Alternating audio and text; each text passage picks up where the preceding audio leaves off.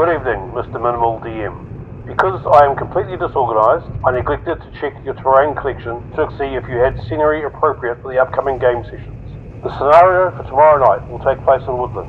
You have trees available, but it would be better if there were more so we could have a forest clearing.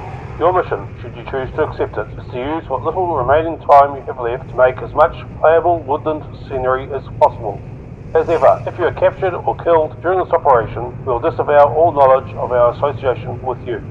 This message will self-destruct in 10 seconds.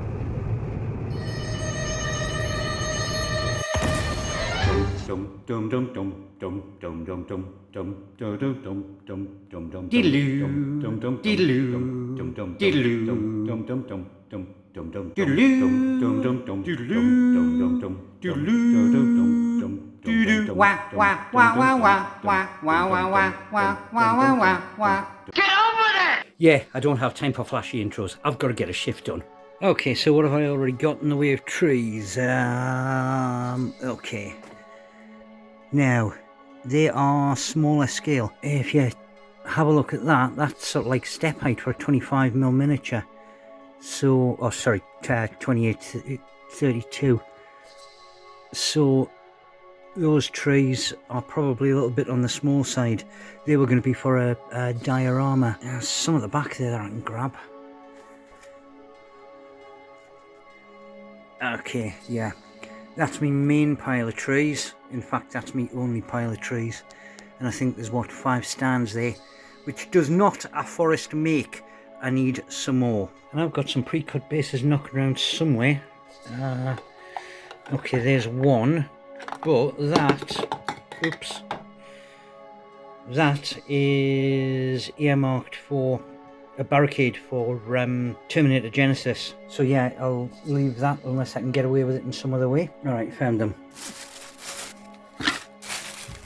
Alright, yeah, I should be able to get some more stands out of this lot. Okay, this is going to be a real fast and dirty way of doing Woodland Scenic because I don't have that much time. Rather than undercoat or anything like that, I am going to rely on the basic brown of the wood. And I hope you can hear the microphone over the top of me sanding, but I am in a bit of a hurry. I am just giving that surface a bit of a rough up so that it will take a paint job in a second. Alright, I'll take some time to get any large rocks on that I am after. So get a little one on there.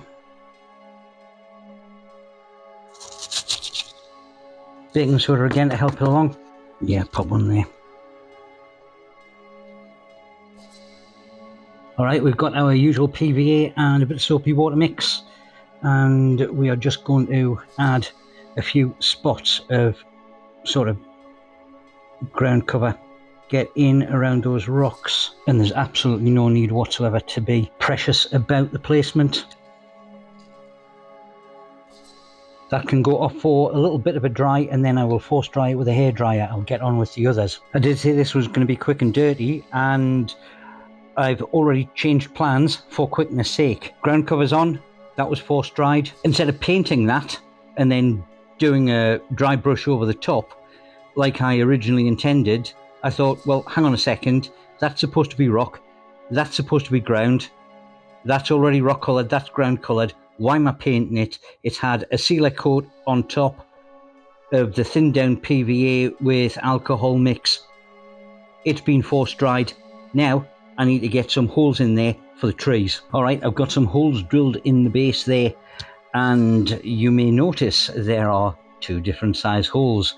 It's one of those ones where you just kind of got to go with the flow, because I have, and this is Yarrow from Iron Horse Hobbies. You saw me during the Christmas Vlogmas go and buy a box of these.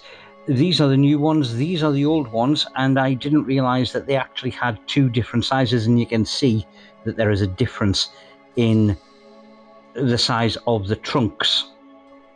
That will fit in that one, that needs a larger hole to fit in there.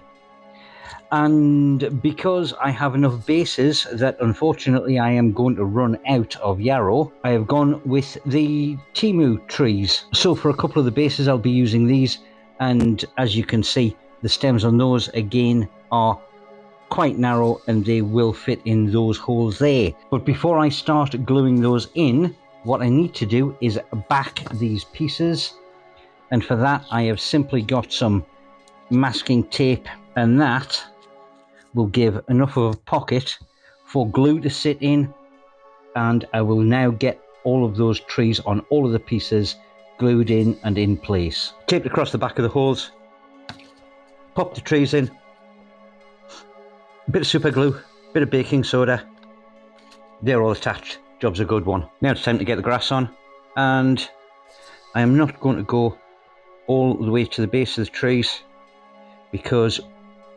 even though these are fast and dirty, I do want to leave a bit of a gap around there for some of that sort of darker mulch that you always get under trees, and then just get that grass on liberally. It's had a bit of a dry there, and it's a good job that I did need some drying time because I realised that the stuff that I normally use for around the bases of trees, the sort of mulch flock, I can't find it. So I have quickly knocked up some more. It's not the best, but it will do in a pinch. So we need to slap some of that just around the bases of the tree and just make sure that we are completely covering over all of the rest of the wood because we don't want any of that showing through. Make sure it's all the way up to the trunk. Get some of that dropped on. Give it a press down. I'll carry on with the others. Already starting to look a little bit more the piece, but we do want to add just a wee bit more prettiness to it. Now I'm not going to add too much to it because we do want as much flat ground for miniatures to sit on as possible, but waste not, want not. This is sort of like the excess flocking that came off all of the trees. So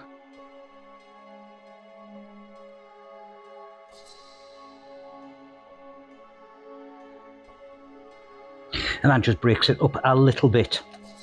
And of course we also have the option of just grabbing some of our standard lichen, slightly heavier basing glue for this.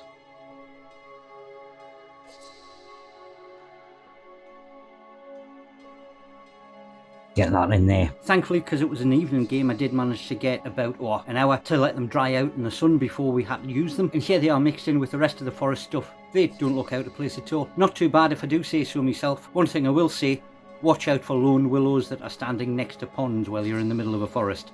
They're dodgy, them things are. So yeah, one of these days my current DM might actually sort his life out and check to see what's on the shelf and give us enough time to actually be able to do something that he needs.